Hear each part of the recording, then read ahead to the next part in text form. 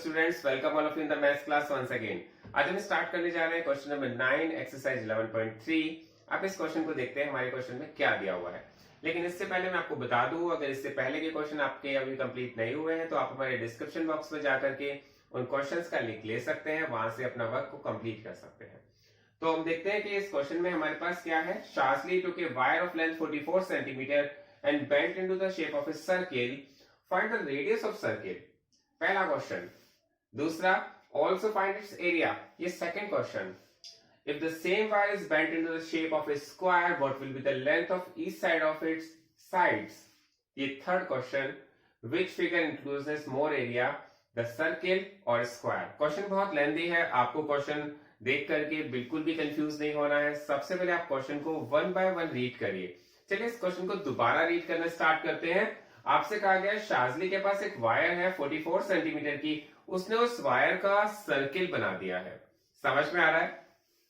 आपके पास एक वायर, मैंने बताया 44 सेंटीमीटर की वायर है, उसको बेंड करके घुमा करके एक सर्किल बना दिया है। Find the radius of the circle. तो पहले हमने क्वेश्चन को इतना ही पढ़ा है, तो आपको एक बात बहुत ही क्लियर हो जानी चाहिए। जब हम किसी वायर का सर्किल बना देते हैं तो मैंने यहाँ पे लिखा भी है, the wire bent into the shape of a circle, the length of wire is should be equal to, किसके इक्वल होना चाहिए? और ये तो बताने की जरूरत पड़नी नहीं चाहिए, डेफिनेटली आप सबको पता होगा, सर्कमफ्रेंस ऑफ सर्किल।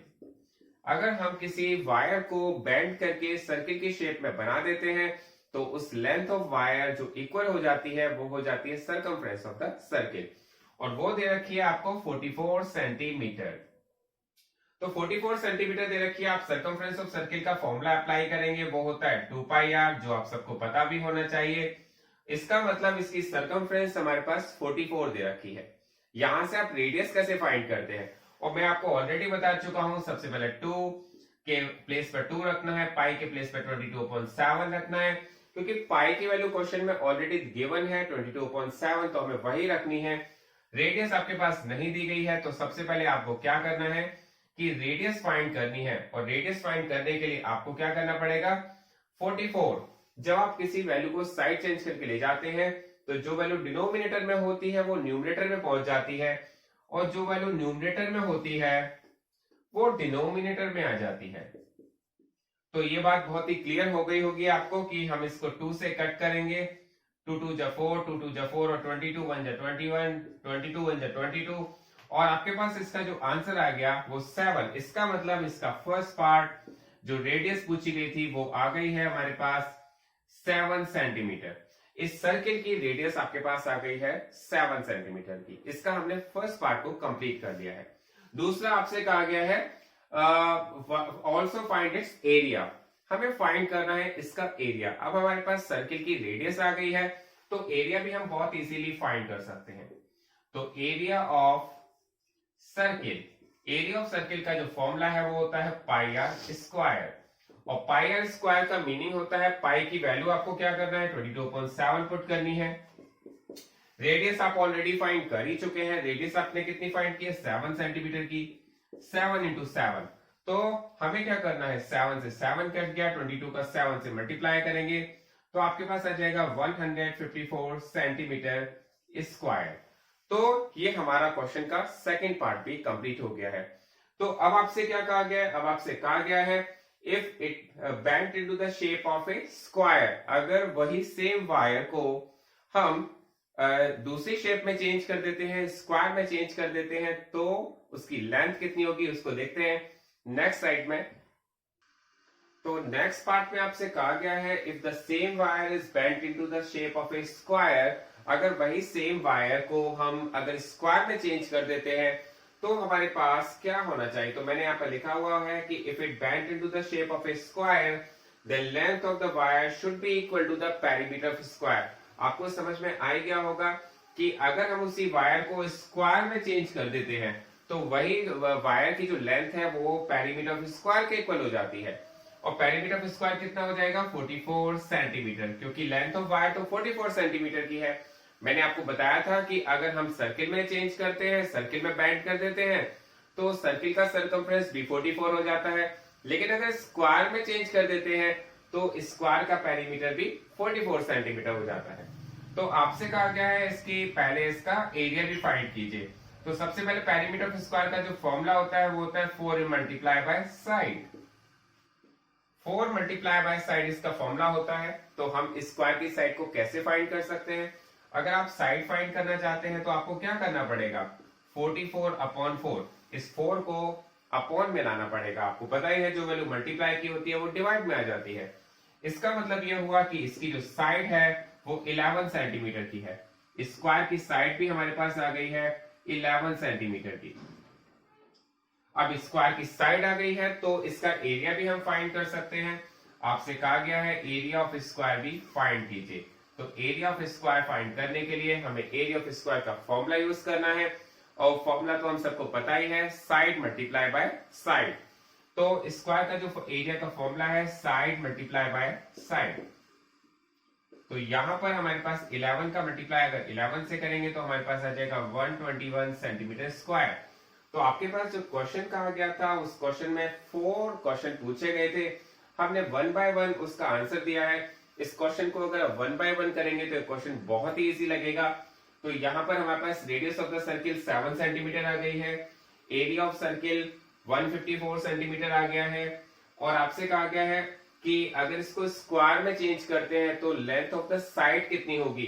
तो आप कहेंगे साइड ऑफ द स्क्वायर, यहां पे लिख सकते हैं side of square is equal to 11 centimetre. ये आपका थर्ड आंसर है। इसके बाद आपसे पूछा गया है कि area of square, area of square हमारे पास आया है 121 सेंटीमीटर स्क्वायर। और लास्ट पार्ट में आपसे कहा गया है विच फिगर इंक्लूजेस मोर एरिया, किसका एरिया ज्यादा है, कि कौन सी जो शेप है वो ज्यादा एरिया कवर करती है। तो ये तो हमारा बहुत ही क्लियर है, सर्किल ज्यादा एरिया कवर कर रहा है या स्क्वायर ज्यादा एरिया कवर कर रहा है। तो हम यहां पर लिखेंगे area of circle includes more area.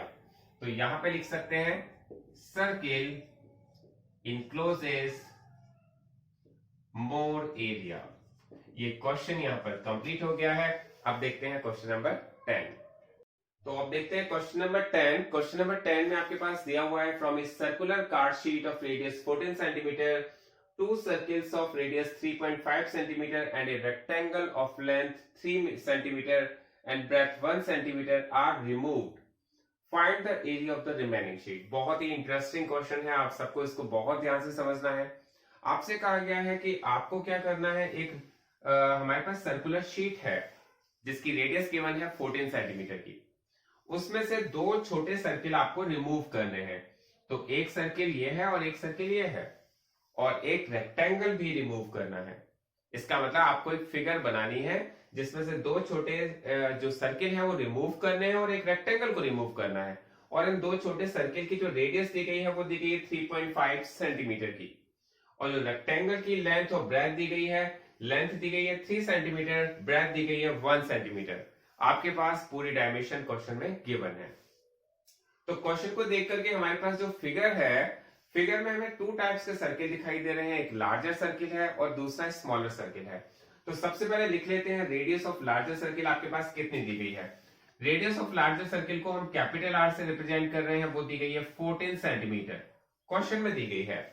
Second, radius of smaller circle आपको जो दी गई है वो दी गई है 3.5 सेंटीमीटर, और 3.5 सेंटीमीटर को आप क्या करेंगे, 3.5 को पॉइंट अगर हटा देते हैं तो अपॉन में 10 लिख देते हैं, और 5 से अगर इसे कट करेंगे तो 5 2 जा 10 एंड 5 7 जा 35। तो आप इसे लिख सकते हैं 7/2 सेंटीमीटर। मैंने ऐसा क्यों लिखा है, मैंने जो डेसिमल की वैल्यू है उसको फ्रैक्शन में चेंज कर दिया है।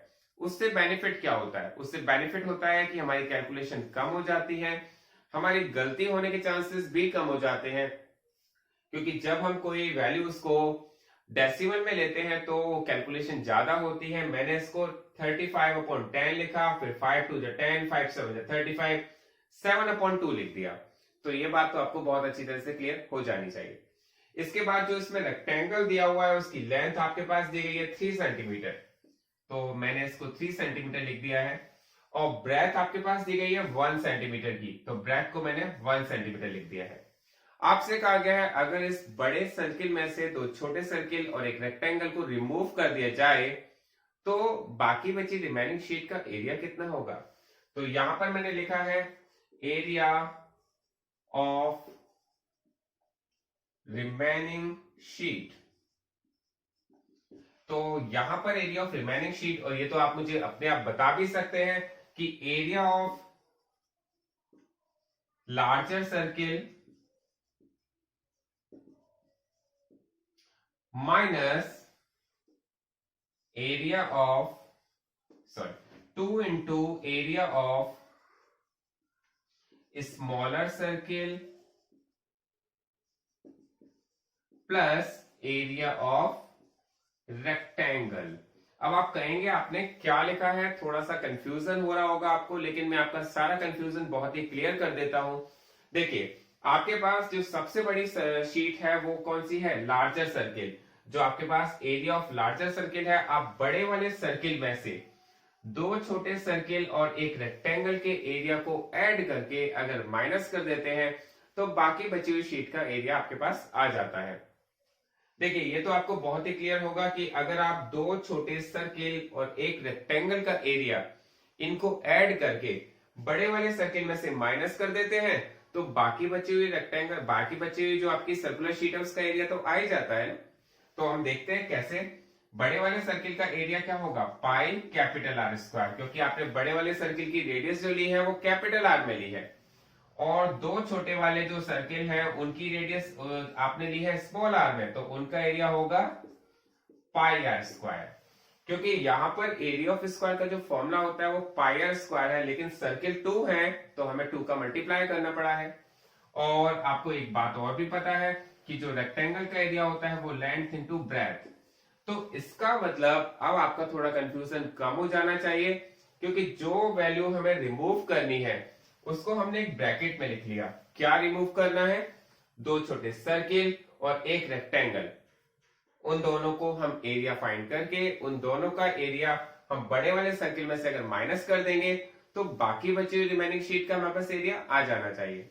तो देखिए यहां पर हम क्या करेंगे, पाई की वैल्यू 22/7, जो बड़े वाले सर्किल की रेडियस है वो कितनी दी गई है 14, तो आप यहां पे लिखेंगे 14 मल्टीप्लाई बाय 14। छोटे वाले सर्किल की जो रेडियस है वो कितनी दी गई है, छोटे वाले सर्किल की रेडियस आपने निकाली थी 7/2, तो मैंने वही रेडियस रख दी है 7/2 और 7/2। और इसके अलावा जो आपके पास जो रेक्टेंगल है उसकी लेंथ दी गई है 3 और ब्रेथ दी गई है 1। तो सबसे पहले हम इसको कैसे कैलकुलेट कर रहे हैं आप बड़े ध्यान से देखिएगा। यहां पर मैंने 7 1 7, 7 2 14, मैंने इसका जो वैल्यू कट रही है वो मैंने कट कर दी है। यहां पर भी मैं देखता हूं कौन सी वैल्यू कट रही है, तो 7 से 7 कट गया, 7 1 7, 7 1 7। और कौन सी वैल्यू हम काट सकते हैं, तो मैंने देखा 2 से हम 2 को कट कर सकते हैं, 2 1 2 एंड 2 1 2। हम देखते हैं कि हमारी कौन सी वैल्यू कट रही है। सबसे ज्यादा हमें इस बात पर ध्यान देना चाहिए कि कोई वैल्यू कट रही है तो उससे कट कर दें, तो मल्टीप्लाई हमें कम से कम वैल्यू का करना पड़ेगा। मैंने यहां पर देखा 2 1 2, 2 1 2 एंड 2 1 2, तो हमारे पास जो भी वैल्यू कट रही थी हमने उसको कट कर दिया। तो यहां पर ये जो ब्रैकेट है, यहां देखेंगे 11 आपके पास बचा है और 7 बचा है। 11 7 जा होता है 77 एंड 3 1 जा होता है 3, बीच में प्लस का साइन लगा हुआ है, यहां कंफ्यूजन नहीं होना चाहिए।